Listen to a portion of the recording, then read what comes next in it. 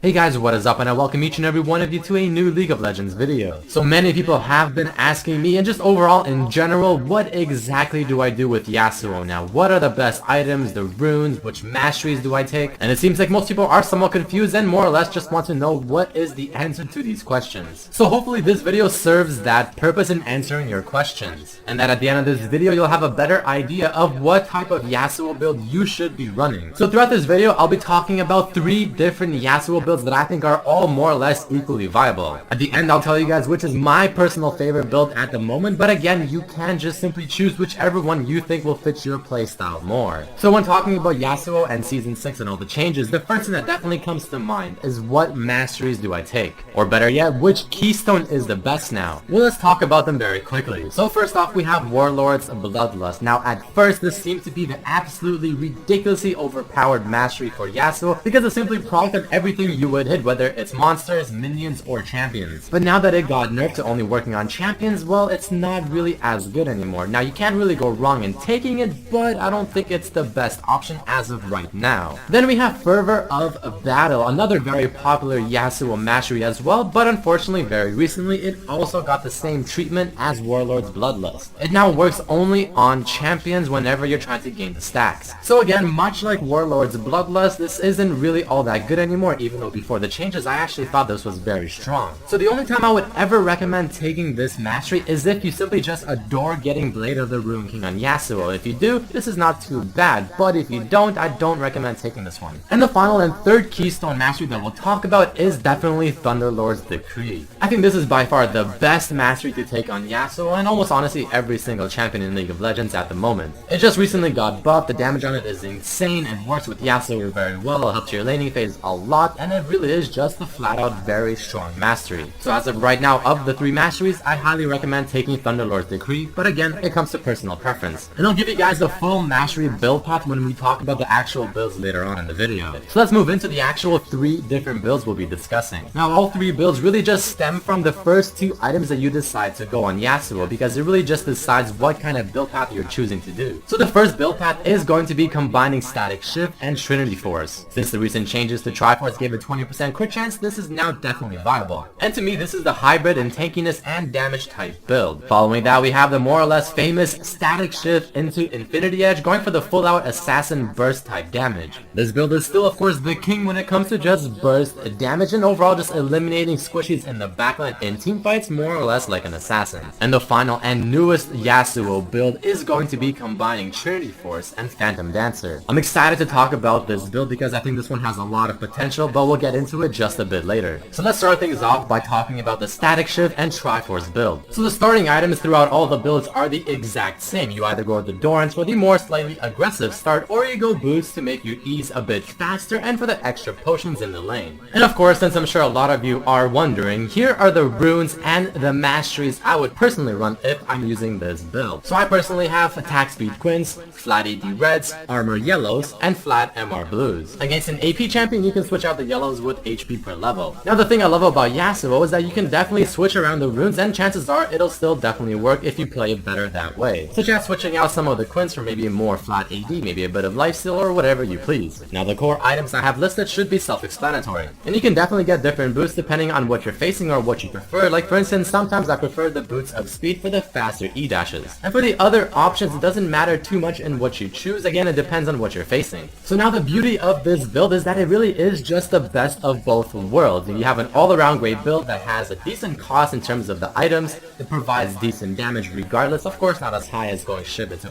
IE, but it is still very much there. But on top of that, you're also not as squishy as going Shib IE, for instance, because you do have the phase from the Trinity Force. The Triforce also makes you a lot more mobile, so therefore it means you'll have more of your passive. You still have the beauty of Static Shift when it comes to wave clear and just the potential AoE type damage in teamfights. You still have good dueling power with the Triforce, you have decent assassinating power with the combination of both of these items. You can take down towers as well because of the Sheen effect, and like I said, all around a very solid hybrid type build. The cons of this build, it goes without saying, the damage is of course not as high as Shiv and IE, and it doesn't snowball as hard as those items as well because you just don't have that damage. But it is overall a safe build path that should work in more scenarios than it doesn't. So that right there is the first build that I'm talking to you guys about. The next one we'll talk about is going to be the Static Shift into the Infinity Edge, a very popular and more or less quote-unquote standard build for Yasuo. So the starting items and the core items more or less are the same, just except for the Triforce you have the Infinity Edge. There shouldn't really be a whole lot to say about this build except for the fact that after you have your core items, you can definitely get some defensive items like maybe Mob Malmortius, or even something like Guardian's Angel or Death's Dance, Mercurial Scimitar based on what you're facing. You should still definitely have more than enough damage. And here are the runes and masteries for this build as well. As you can see, they actually remain untouched. Mainly because I like these two features quite a bit and they personally work for me. Now in terms of discussing this build, there really shouldn't be a whole lot to say of things that you don't already know. I mean, this build clearly has the highest damage of all three builds and just Yasuo builds in general. It snowballs the hardest. It also is very cheap now when compared to getting a Shiv in Triforce or a PD in Triforce. The bonus crit damage offered by IE is simply unmatched and works fantastically with the lightning proc from Static Shiv. And again, this is more or less the assassin type build. Now the cons of this build, you are very squishy compared to the other two builds because you don't have a whole lot of tanky items prior to getting your items after the BT. So you have to play it very carefully, pick and choose your fights very carefully, and you have to avoid any mistakes because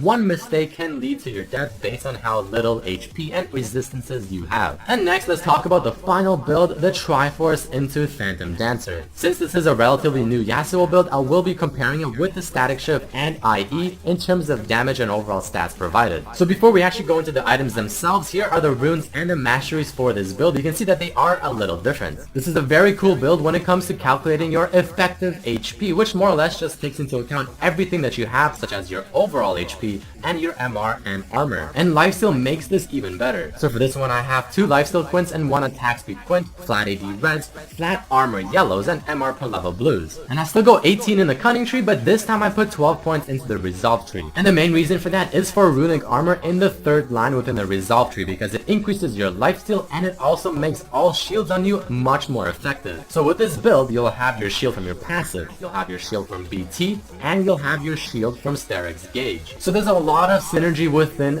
this build because not only does that mastery work so well with all these shields, but Steric's Gauge works very well with Triforce, increasing the Sheen's damage and overall just giving you a lot more resistances. And the reason you go Phantom Dancer is because this makes you not only a dueling prowess, but the move speed from PD makes your shield come up more often from your passive, and the damage reduction overall makes your effective HP even higher. So if you combine everything together, well, you're just a really hard Yasuo to kill that still deals quite a bit of damage. As for the other items, I highly recommend a Dead Man's Blade if you can and the enemy has a lot of AD somewhere near the middle of the build. If they have a lot of magic damage, Mercurial Scimitar is fantastic thanks to the extra lifesteal it provides, and if they have not a lot of either or you're just really ahead and you want to snowball even harder, the Hydra is also quite fantastic for the extra lifesteal on top of everything else and for the nice auto attack reset. So like I said, this is a very new build, but I feel like it has so much potential. There is just so much synergy within the items and the masteries that is just so awesome. Now the bad thing about this build is that you obviously do not have Static Shiv, and the lightning effect from Static Shiv is just really cool. It does a lot of damage and it gives you nice wave clear. But this build excels at not only being a great duelist because of just how much effective HP you have and the PD for dueling, but you're also quite strong and a big disruptor in teamfights because you still deal good damage and you're very hard to kill. And a user on Reddit called LichGestalten compared these two builds, Infinity Edge and Static Shiv, and Phantom Dancer and Triforce. And the end result is of course just proving the fact that IE and Static Shiv does more damage than the PD and the Triforce. But it's more of a matter of how much more damage does it do, and is it worth the extra utility and overall tankiness you're losing by going the route of IE and Static Shiv. So the final part of this video, which is my personal favorite build, and which one do I prefer playing of the 3? Well, if I had to choose one, it'll definitely be the Shiv and Triforce build. Again, it is just too well rounded for me not to like it. But the lovely thing now is the fact that you can easily switch up the builds midway through a build. So for instance, you can be going for the Shiv Triforce,